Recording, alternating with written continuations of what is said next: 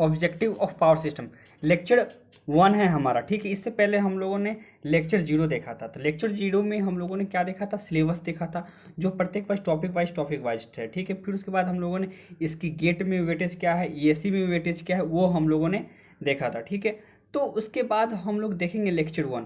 तो एक बात यह है कि यूट्यूब पे ऑनलाइन बहुत कोचिंग प्रोवाइड करती है लेक्चर्स, तो इसमें और उसमें अंतर क्या है, इसमें आपको कम समय में सारे कंसेप्ट, सारे न्यूमेरिकल अच्छे से इसमें कवर किया जाएगा, ठीक है। बस आपको स्टे ट्यून रहना होगा हमारे चैनल के साथ, यदि आपको पावर सिस्टम स्ट्रॉन्ग करना है तो, ठीक है।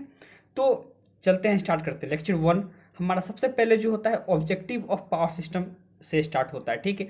ऑब्जेक्टिव ऑफ पावर सिस्टम मतलब कि पावर सिस्टम का हम लोग पढ़ते क्यों हैं, ठीक है, इसका जरूरत कहाँ पे। फिर उसके बाद हम लोग चलेंगे transmission line, power transmission line देखेंगे। फिर उसके बाद टॉपिक हमारा आते जाएगा, देखते हुए जाएंगे। तो स्टार्ट करते हैं। देखिए सबसे पहले जो है हमारा ऑब्जेक्टिव ऑफ ट्रांसमिशन लाइन, तो उसमें देखिए जो लॉसेज जो होनी चाहिए बहुत ही कम होनी चाहिए, जो जनरेशन के समय और economic factors, economic load dispatch में जो होती है हमारी, वह बहुत ही कम होनी चाहिए। क्लियर है।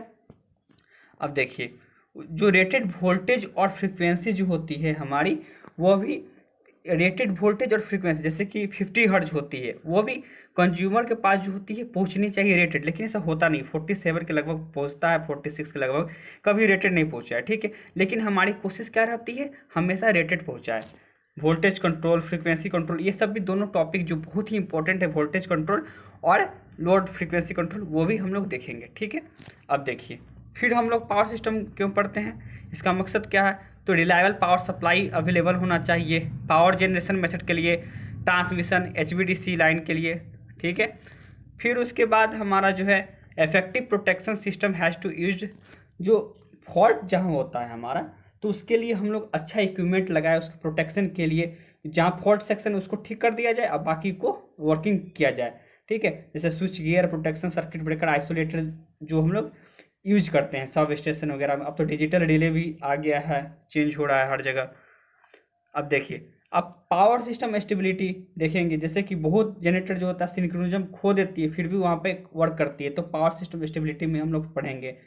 फिर पावर ट्रांसफर के लिए हम लोग देखते हैं पावर केबल फैक्ट्स, मतलब कि पावर ट्रांसफर के लिए जो वायर की जरूरत पड़ती है, तो वो हम लोग देखेंगे पावर केबल्स में, फैक्ट्स में, ठीक है। तो ये सब टॉपिक्स ऑब्जेक्टिव्स हैं हमारा, जो हम लोग प्रत्येक टॉपिक वाइज को अच्छे से क्लियर करते हुए चलेंगे, ठीक है। अब देखिए तो चलते हैं, सबसे पहले जो हमारा जो लेक्चर 1 यहाँ से शुरू होता है, कहाँ से, पावर ट्रांसमिशन से। तो पावर ट्रांसमिशन कहता क्या है, देखिए पावर ट्रांसमिशन कहता यह है कि हमारा जो ट्रांसमिशन लाइन जो है इलेक्ट्रिकल पावर को ट्रांसफर करता है एक जगह से दूसरे जगह कह सकते हैं, या जनरेशन स्टेशन से हमारा एक उसी जहाँ पे कंज्यूमर है, जहाँ पे उसका खर्च हो रहा है, ठीक है। बस ट्रांसमिशन लाइन का यही काम है। क्लियर है। अब देखते हैं ऑब्जेक्टिव ऑफ ट्रांसमिशन। अभी हमारा 1-2 लेक्चर केवल रहेगा, केवल थ्योरी पार्ट रहेगा, बेसिक स्ट्रॉन्ग हो जाएगी, फिर न्यूमेरिकल पे हम लोग चलेंगे, ठीक है। अब देखिए ऑब्जेक्टिव ऑफ ट्रांसमिशन क्या है, अभी फास्ट इसलिए पढ़ा रहे हैं क्योंकि ऑब्जेक्टिव केवल हमारा केवल कंसेप्ट है, थ्योरी पार्ट, इसलिए थोड़ा स्पीड चलते हैं, ठीक है। अब देखिए अब यहाँ पे आता है हमारा ऑब्जेक्टिव ऑफ ट्रांसमिशन लाइन क्या होना चाहिए, मतलब कि ट्रांसमिशन लाइन का ऑब्जेक्टिव क्या होना चाहिए। देखिए इसको जो होना चाहिए मोर एफिशिएंट, और उसके बाद हमारा जो होना चाहिए इसमें लॉसेज जो होना चाहिए बहुत ही कम होनी चाहिए, और मैक्सिमम पावर ट्रांसफर कैपेबिलिटी होनी चाहिए। मैक्सिमम पावर ट्रांसफर कैपेबिलिटी कैसे होगा, मैक्सिमम पावर ट्रांसफर कैपेबिलिटी जो होता है VS=VR, आगे देखेंगे हम लोग। VS=VR, VS=VR कब होगा, सेंडिंग वोल्टेज जो होता है जब रिसीविंग वोल्टेज के बराबर हो जाता है, तब हमारा मैक्सिमम पावर ट्रांसफर कैपेबिलिटी होता है, ठीक है। तो ट्रांसमिशन लाइन का जो मेन मकसद होना चाहिए कि जब वो जनरेशन करे बिजली को तो बहुत ही कम लॉसेज हो और पावर ट्रांसफर कैपेबिलिटी ज़्यादा हो। जैसे कि अब इसको देखते हैं कैसे होता है। देखिए सबसे पहले जो है हमारा, देखिए यह जो है सिंगल लाइन डायग्राम है, यह एक हमारा सिंगल लाइन डायग्राम है। सिंगल लाइन डायग्राम को उसको ध्यान से समझेंगे, यहाँ पे जनरेटर है, ट्रांसफार्मर है, बस बार है और ये लोड है, ठीक है। ये चीज़ें हो गई। फिर उसके बाद यहाँ पे RCG को हम लोग यहाँ नेक्स्ट लेवल करके चलते हैं। और S देखिए, S का मतलब समझ लीजिए सेंडिंग एंड, ये बहुत शुरू से लेकर अंत तक काम देगा। आर का मतलब हो गया रिसीविंग एंड, पी का मतलब हो गया रियल पावर, क्यू का मतलब हो गया रिएक्टिव पावर, फिर उसके बाद डेल का मतलब लोड पावर एंगल, एक्सल का मतलब हो गया रिएक्टेंस।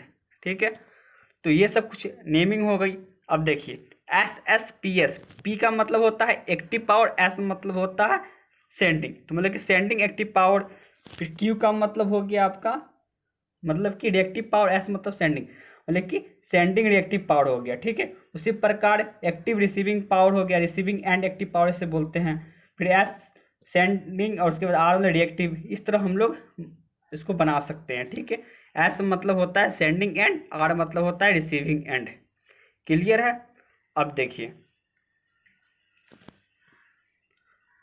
अब देखिए इसमें एक सिनेरियो है आपका, जो मैक्सिमम पावर ट्रांसफर कैपेबिलिटी जो मैं कह रहा था कि कब होता है, किस केस में होता है। जैसे कि हम लोग पावर सिस्टम, दो नेटवर्क होता है, एक लंप्ड नेटवर्क, एक डिस्ट्रीब्यूटेड नेटवर्क।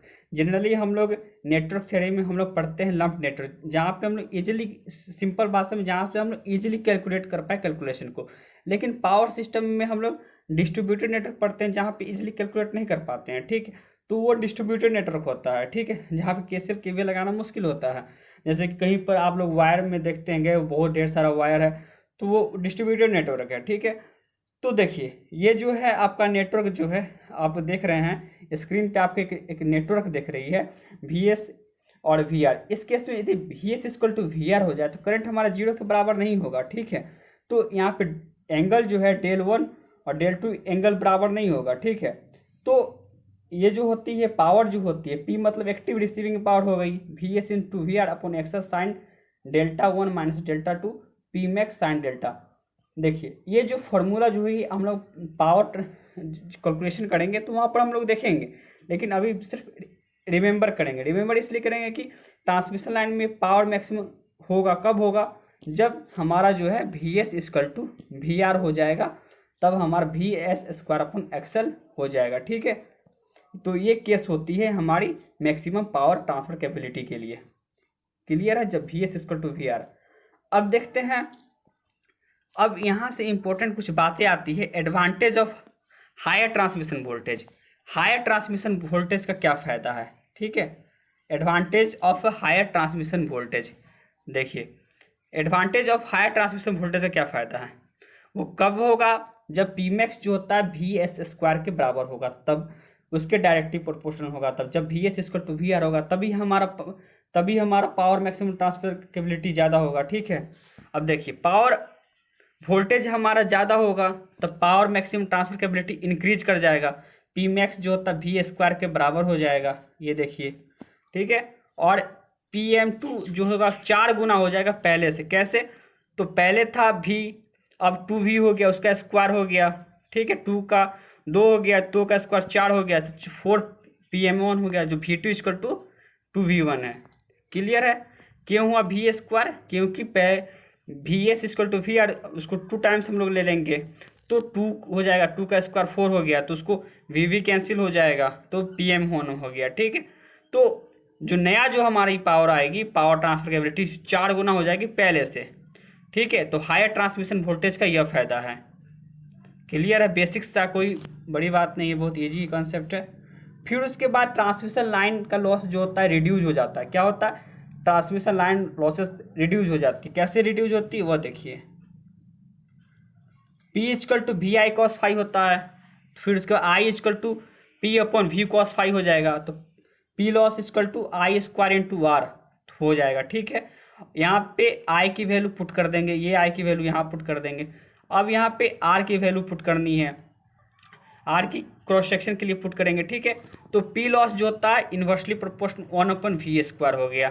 ठीक है, तो ये जो वी स्क्वायर है, तो हम लोग देखिए जैसे जैसे वोल्टेज इंक्रीज करेगा, इन्वर्सली प्रोपोर्शनल है तो लॉसेज कम हो जाएगी, तो जैसे जैसे हमारा वोल्टेज इंक्रीज होगा लॉसेज कम हो जाएगी। तो ये फायदा है हायर ट्रांसमिशन वोल्टेज का। ठीक है, जैसे जैसे हमारा वोल्टेज इंक्रीज करेगा वैसे वैसे हमारी लॉसेज कम हो जाएगी। तो हम लोग समझ गए कंसेप्ट कि हमारा ट्रांसमिशन लाइन लॉस जो होती है हायर वोल्टेज में रिड्यूस कर जाती है। अब देखिए area of cross section on volume of conductor भी हमारा रिड्यूस कर जाती है, वो भी हमारी कम हो जाती है, जिसके कारण से हमारी करंट भी रिड्यूस हो जाती है। क्लियर है? ये कैसे होती है तो वो देखते हैं। ठीक है, देखिए सबसे पहले जो होता है R equal to rho L upon A होता है। ठीक है, R equal to rho L upon A होता है, A equal to rho L upon R हो गया। तो आर की value P square upon V square cos square phi into P L. ये कैसे आया तो यहाँ से देखिए ये हम लोग निकाल चुके थे, P loss equal to P square फिर उसके बाद V square cos square phi into R. ये चीज़ उठा के यहाँ से आर की वैल्यू यहाँ पे पुट कर दिए। तो यहाँ पुट कर दिए तो एरिया जो है इन्वर्सली प्रोपोर्शनल 1/v² आ गया, और उसके बाद के जो है एल के बराबर होता है, और ये डायरेक्टली प्रोपोर्शनल है एरिया के, जिस कारण से हमारा वोल्टेज भी हो गया इन्वर्सली प्रोपोर्शनल स्क्वायर के। ठीक है, वोल्टेज के। तो यहाँ से हम लोग देख रहे हैं, चीज़ें देख रहे हैं कि एरिया भी वोल्टेज इंक्रीज करेगा तो एरिया भी कम होगा, वॉल्यूम भी कम लगेगा, जिससे हमारा खर्चा कम लगेगा। ठीक है, हायर ट्रांसमिशन वोल्टेज का क्या क्या फ़ायदा है वो चीज़ हम लोग देख रहे हैं। हायर वोल्टेज होगा तो वॉल्यूम कंडक्टर रिड्यूस करेगा, मटेरियल रिक्वायरमेंट कम लगेगा, फिर कॉस्ट भी बहुत ही कम हो जाएगा। ये सब चीज़ें फ़ायदा होती है हमारी कब, जब हायर ट्रांसमिशन वोल्टेज होती है तब। ठीक है, अब देखिए 5 मेगावाट है और 5 मेगावाट है, 33 kV है और 132 kV है। ठीक है, वॉल्यूम K1 है, K2 है। जब K1 ज़्यादा हो जाएगा K2 से, ठीक है, ऐसे प्रैक्टिकल केस में K2 ज़्यादा होता है, ये नोट करने वाली बात क्या है। ठीक है, और जिसके कारण से वो मैक्सिमम पावर ट्रांसफर कैपेबिलिटी को वह बढ़ा देता है। अब देखिए जैसा कि हम लोग जानते हैं कि हम लोग हायर वोल्टेज का यूज करते हैं, 33, 132, 200, 400। ठीक है, क्योंकि हमारा पावर ट्रांसफर जितना ज़्यादा होगा उससे हमारा लॉसेज, मटेरियल्स, पैसा सब चीज़ कम लगेगा। ठीक है, अब इसके कुछ लिमिटेशन है, जैसे कि यदि हम लोग 765 kV लेते हैं तो हमारा इंसुलेशन जो होता है रिक्वायर्ड करने का वो इंक्रीज कर जाती है, कॉस्ट ऑफ इलेक्ट्रिकल एनर्जी जो होती है तो बढ़ जाती है। ठीक है, 765 kV जनरली भारत में 765 kV यूज होता नहीं है, फिर भी यदि इसके एवब जाते हैं तो हमारी कॉस्ट जो होती है उसकी इंसुलेशन के लिए थोड़ा ज़्यादा हो जाता है। ठीक है, अब हम लोग नेक्स्ट लेक्चर में देखेंगे मेथड ऑफ रिड्यूसिंग एक्सेल, किस तरह हम लोग रिएक्टेंस को घटाते हैं। ठीक है, मेथड ऑफ रिड्यूसिंग एक्सेल, तो वो लेक्चर में देखेंगे method of by using parallel transmission line, फिर बंडल कंडक्टर का यूज करते हैं, सीरीज कैपेसिटर का, फिर उसके बाद वोल्टेज रेगुलेशन देखेंगे, फिर न्यूमेरिकल आ जाएगा सेकेंड से थर्ड लेक्चर तक। मेरा मेन फोकस रहेगा न्यूमेरिकल पे, तो कम समय में सारे टॉपिक को कवर करना है, यानी कि एक सिंगल पॉइंट जो होती है उसको भी नहीं छोड़ना है। ठीक है, बस आपको फोकस करना है लेक्चर पे। ठीक है, तो अब हम लोग मिलते हैं नेक्स्ट में। ठीक है, थैंक यू।